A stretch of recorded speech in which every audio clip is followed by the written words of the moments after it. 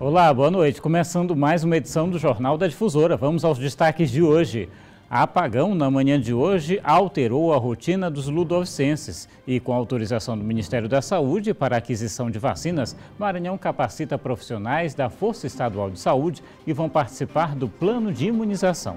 Sobe para 6 o número de mortos em acidente na BR-135 entre um carro de passeio e um caminhão. Mais um jovem desaparece no Rio Tocantins, é o segundo em menos de um mês. E ainda, Sampaio tenta quebrar sequência sem vitórias na Série B hoje à noite contra o Cruzeiro no Castelão. O Jornal da Difusora já está no ar.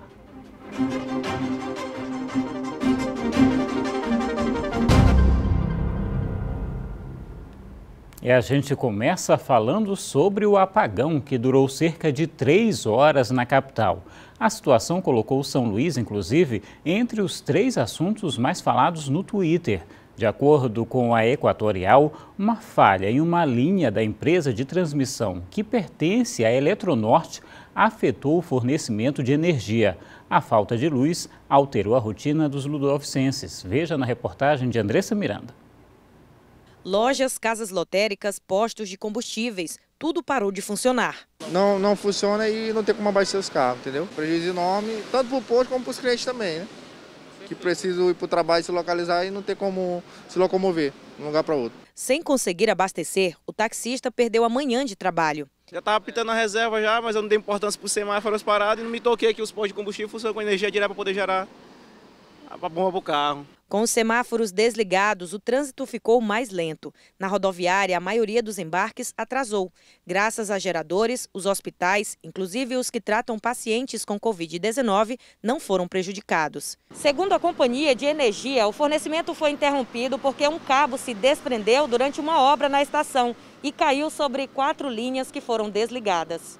O abastecimento de água também precisou ser interrompido em 2 cidades. À tarde, as lojas foram reabertas. Para trabalhadores como seu Walter, foi a hora de tentar recuperar os prejuízos.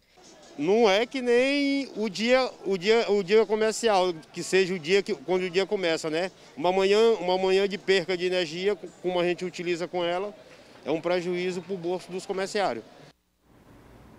Sexta-feira começou complicada para muita gente em relação à falta de fornecimento de água em bairros dos municípios de São José de Ribamar e Passo do Lumiar. A BRK Ambiental, que é responsável pelos serviços de água e esgoto nessas regiões, informou que equipes da concessionária atuaram durante todo o dia de hoje e a normalização deve acontecer de forma gradual com o restabelecimento do fornecimento de energia.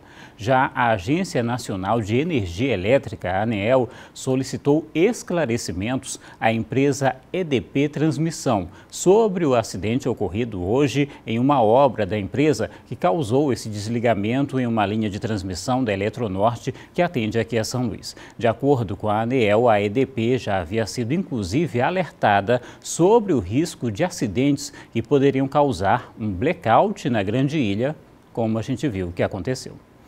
Bom, e uma das estratégias da Secretaria Estadual de Saúde no combate à Covid-19 é a capacitação dos profissionais que atuam na Força Estadual de Saúde do Maranhão, que está presente em mais de 50 municípios do estado. O planejamento da Secretaria Estadual de Saúde envolve o treinamento dos profissionais que atuam na Força Estadual de Saúde do Maranhão. A capacitação é mais uma etapa dentro do processo de imunização contra a Covid-19 no estado. Um processo contínuo, segundo a chefe do Departamento de Saúde da família da SES. Nós estamos aí num processo, o secretário Lula e o governo do estado, nesse processo de negociação para a vinda da vacina, para a vacinação, e nós precisamos formar apoiadores para apoiar os municípios nesse processo de vacinação. Tanto do manejo da vacina, quanto para a aplicação da vacina, transporte, tudo isso é um processo contínuo. Atualmente, os profissionais da FESMA atuam em mais de 50 municípios maranhenses, incluindo as 2 maiores cidades do estado, a capital São Luís e Imperatriz. Também tem como foco a atenção básica nos municípios com menor IDH. Enquanto o governo federal ainda estuda um plano de vacinação, o Maranhão se prepara para dar início a uma ampla campanha de imunização assim que for confirmada uma vacina totalmente eficaz contra a Covid-19. Processo que deve ser posto em prática em um curto espaço de tempo, com os estudos e anúncios feitos pelo Instituto Butantan e a Agência Nacional de Vigilância Sanitária, envolvendo a vacina Coronavac. Nós estamos aqui nesse momento formando pessoas-chave da Força Estadual de Saúde, da Vigilância Epidemiológica e da Atenção Primária do Estado do Maranhão, para que essas pessoas possam ir aos municípios e ajudar os municípios nesse momento das ações voltadas ao rastreamento dos contatos de Covid, ao monitoramento dos casos clínicos e com foco na imunização.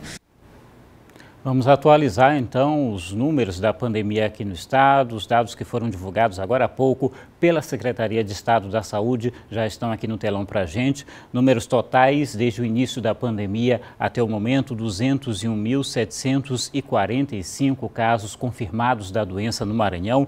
Novos casos nas últimas 24 horas, 104. Número de casos ativos, pessoas que estão em tratamento nesse momento em hospitais ou então em casa, 5.765. Número de recuperados passando de 191.400. O número de mortes chegando, infelizmente, a 4.549. 7 mortes registradas por conta da doença nas últimas 24 horas aqui no Maranhão.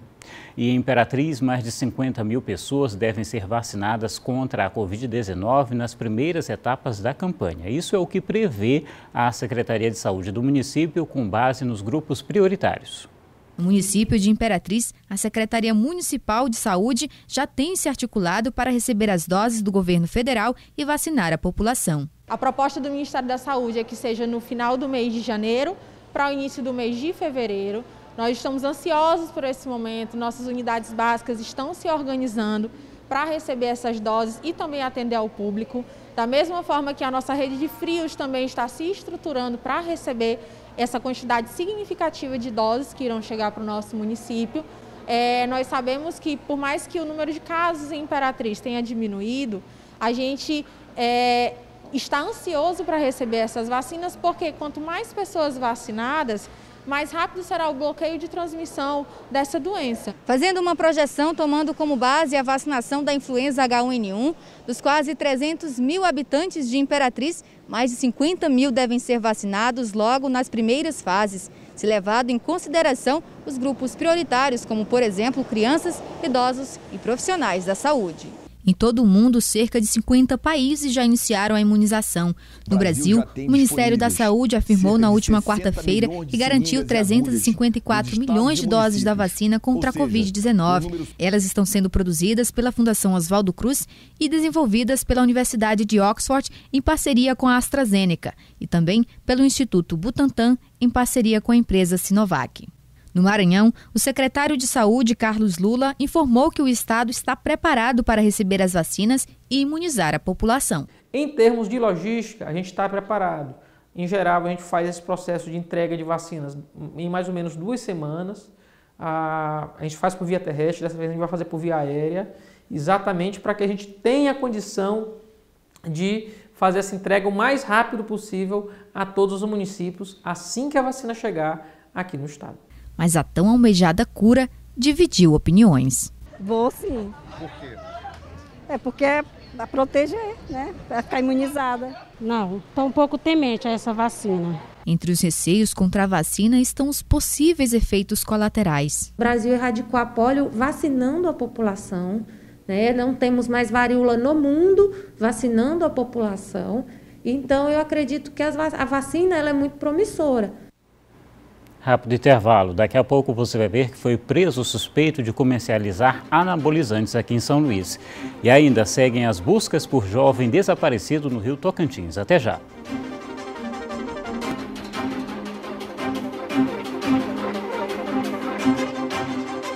Estamos de volta e o prefeito de São Luís, Eduardo Braide, acompanhou hoje o andamento de obras na zona rural da cidade. Acompanhado do secretário de Obras e Serviços Públicos, Davi Coldebella, e de vereadores, o prefeito Eduardo Braide vistoriou o andamento das obras na Avenida Nossa Senhora das Graças, no bairro Santa Bárbara, zona rural de São Luís. Essa foi a primeira vistoria em obras realizada por Braide na cidade desde que assumiu a prefeitura. A obra, iniciada na antiga gestão, tem o objetivo de pôr fim ao problema histórico de alagamentos que colocava em risco a saúde da população, além de dificultar a locomoção na região. Ainda estão em andamento os trabalhos em trechos da Avenida da Saudade, Avenida Brasília e Avenida São Jerônimo. Nós estamos fazendo essa vistoria aqui, primeiro, para determinar que essa parte, que é a parte de drenagem, que evita o alagamento, evita uma série de problemas à população, possa ser finalizado o mais rápido possível. E a segunda determinação é que a parte que já está pronta para receber o asfalto possa iniciar o mais rápido possível o processo de asfaltamento por conta das chuvas. Ao todo, as obras aqui no bairro incluem 12 quilômetros de drenagem profunda e 20 de drenagem superficial. Segundo a CEMOSP, até o início de fevereiro, essa parte dos serviços deve ser concluída para dar início à pavimentação das vias. A gente tem na faixa de 15% ainda de drenagem para ser feita e a gente vai estar finalizando essa parte de drenagem profunda até meados de fevereiro. Nós teremos o compromisso de concluir aquelas obras que não foram concluídas até o final do ano passado, mas também já temos ações novas que nós vamos fazer já a partir dos próximos dias aqui em toda a cidade de São Luís. Foi preso hoje em São Luís um homem suspeito de comercializar anabolizantes. Segundo informações da polícia, o próprio criminoso realizava as aplicações nos clientes. Com ele foram encontradas seringas, agulhas, gás e luva, além de, claro, os anabolizantes. Não é preciso nem lembrar o quanto o uso desses medicamentos é prejudicial à saúde e pode levar, inclusive, à morte. Olha, seguem as buscas por um jovem de 19 anos que desapareceu no Rio Tocantins. É o segundo caso do tipo registrado na região em menos de um mês. Mergulhadores do Corpo de Bombeiros fazem buscas a um jovem que desapareceu nas águas do Rio Tocantins nesta quinta-feira por volta das 4h30 da tarde. Segundo informações, o jovem, identificado como Júnior, de 19 anos, estava na localidade do Areal, próximo ao bairro da Caema, com o irmão mais novo quando sumiu na água e não foi mais visto. A busca pelo jovem iniciou ainda ontem após o ocorrido, mas tiveram que ser encerradas à noite devido à falta de visibilidade e foram retomadas hoje pela manhã, ainda sem informações do corpo. As buscas elas duram o dia todo, né? Ao amanhecer do dia até o anoitecer. À noite a gente para porque não tem condições. A água, nessa época, ela está amarela. Mesmo utilizando equipamento como lanterna, a gente não tem visibilidade, né? Não tem como ver. Então a gente vai mais no tato, é uma busca mais por perímetro.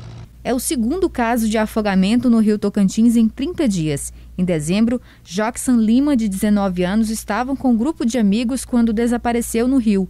Na ocasião, os bombeiros de Imperatriz realizaram buscas pelo corpo do jovem por 7 dias, mas até hoje não foi encontrado. Nós alertamos que o rio é muito perigoso. Se você sabe nadar, não subestime o rio. A correnteza pode ocasionar algum fator externo, uma cãibra, você pode se cansar e não ter condições de chegar à margem.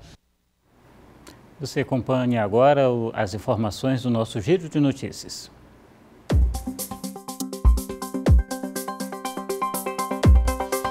Subiu para 6 o número de mortos do grave acidente registrado entre os municípios de São Mateus do Maranhão e Alto Alegre do Maranhão. As vítimas foram identificadas como Luan Alves Silva, de 16 anos, Iane Beatriz Souza, de 9 anos, Marilândia Silva Bezerra, de 34 anos, Maria da Conceição Rodrigues, de 29 anos, e Arthur Levi Rodrigues Silva, de 4 anos, além do motorista que não teve a identidade revelada, de 41 anos, que acabou morrendo depois de não resistir aos ferimentos graves. Uma criança continua internada em estado gravíssimo. O acidente aconteceu no choque frontal entre um veículo de passeio e uma Scania. 5 pessoas morreram ainda no local. Um idoso de 60 anos foi preso suspeito de estuprar uma criança de apenas 2 anos na cidade de Viana. Segundo as investigações, ele tinha um relacionamento com a avó da criança e por isso tinha livre acesso à vítima. O caso está sendo investigado pela Delegacia Regional de Viana. E aqui em Imperatriz, a Prefeitura decidiu manter o feriado do Carnaval para o mês de fevereiro desse ano. A informação foi confirmada pelo prefeito da cidade, Assis Ramos, que também determinou o adiamento das festividades carnavalescas para o mês de julho desse ano, quando o município comemora mais um aniversário. A realização desses eventos em praça pública no futuro ainda vão depender do controle da pandemia do novo coronavírus. Iniciado esta semana o trabalho de construção da futura quadra poliesportiva na área do 2º Batalhão de Polícia Militar de Caxias. A obra é fruto de uma emenda parlamentar do deputado estadual Adelmo Soares, do PCdoB, e viabilizada pelo governo do estado por meio da Secretaria de Educação, que tem à frente o secretário Felipe Camarão. A obra, uma reivindicação antiga do comando do 2º BPM para a prática de atividades esportivas dos militares e também para uso da sociedade, está prevista para ser entregue no prazo de 90 dias. Câmeras de segurança flagraram um grupo de mulheres fazendo pichações aqui na região central da cidade. O grupo tem em torno de 8 mulheres que andaram durante a madrugada com sprays e baldes de tinta por vários pontos entre as ruas dos Afogados e Rua das Flores. A recém-inaugurada Praça das Mercês também foi alvo de vandalismo na semana passada. No caso mais recente, as imagens já estão com a polícia, que agora tenta identificar as mulheres. Só o que faltava, né? A hora de conferir a previsão do tempo para amanhã.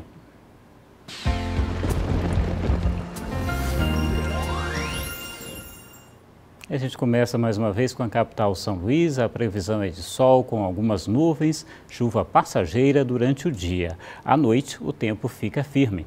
As temperaturas aqui pra gente, mínima de 25, máxima de 31 graus. Em Lago da Pedra também tem chuva passageira durante o dia, hein? Temperaturas aqui também, mínima de 25 e máxima de 32 graus. Em Pinheiro, o tempo fica nublado com pancadas de chuva a qualquer hora do dia. As temperaturas variam entre 25 e 32 graus em Pinheiro também. O Jornal da Difusora vai para mais um rápido intervalo. Daqui a pouco, Sampaio e Cruzeiro entram em campo em busca de superar a má fase na Série B do Brasileiro. Até já!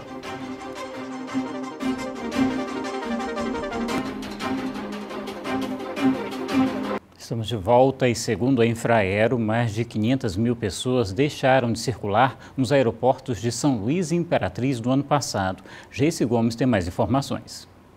Segundo a Infraero, entre janeiro e novembro de 2020, cerca de 1 milhão de pessoas passaram pelos aeroportos aqui da capital e também de Imperatriz. São cerca de 700 mil pessoas a menos do que o registrado em 2019. Sobre o assunto, nós vamos conversar com o secretário de Turismo, Catulé Júnior. Secretário, quais os impactos disso para o turismo diante da pandemia? Já era aí uma redução esperada. Olha, nós tivemos uma redução em relação ao nosso fluxo de visitantes, da ordem de 700 mil visitantes ao ano. Isso, obviamente, em decorrência da pandemia, uma vez que todos foram estimulados e orientados a praticar o isolamento social e, claro, isso impactou nos números, assim também como na movimentação econômica do turismo do nosso estado. É um quadro preocupante, era um quadro bastante preocupante, mas hoje nós estamos no momento de retomada. A atividade tem retomado toda a sua movimentação e a gente tem ficado bastante satisfeito com a velocidade que essa retomada tem acontecido. Para que você tenha ideia, agora no final do ano nós tivemos os principais destinos turísticos do nosso estado, a taxa de ocupação hoteleira na ordem de 100% da sua ocupação. Muito obrigada pela sua entrevista. Geice Gomes para o Jornal da Difusora. Falar um pouquinho de futebol, o Sampaio Corrêa entra em campo daqui a pouco, 9h30 da noite, contra o Cruzeiro no Estádio Castelão. Os dois times seguem em busca de superar a má fase na Série B do Brasileirão. O Sampaio chega para a partida diante do Cruzeiro, tentando manter viva a esperança de acesso à Série A na próxima temporada do Brasileirão. O time maranhense chegou à vice-liderança da Série B, mas após uma série de 6 jogos sem vencer, caiu na tabela. Com 45 pontos, atualmente ocupa a 8ª colocação. A semana foi intensa de treinamentos comandados pelo técnico Léo Condé, que deve trazer mudanças para a partida. Os atletas acreditam que a má fase pode sim ser superada. É claro, é mais um jogo importante, mais um jogo difícil contra uma grande equipe. Vamos trabalhar bem aí na semana para chegar firme para o jogo, para fazer um bom jogo e tentar acabar com essa sequência de derrotas. Tem mais 6 jogos ainda, e a gente crê que as vitórias voltarão. E com esse nosso empenho e trabalho do dia a dia, eu tenho certeza que as vitórias voltarão e na sexta-feira será assim contra o Cruzeiro. Sem vencer há 4 rodadas, o Cruzeiro está bem mais longe de voltar à elite nacional. O time é o 13º com 41 pontos, 6 à frente do Náutico, que abre a zona de rebaixamento. O Jornal da Difusora fica por aqui, com imagens ao vivo da movimentação na Avenida Beira-Mar, em São Luís. Obrigado pela audiência, pela companhia. Boa noite. Até amanhã.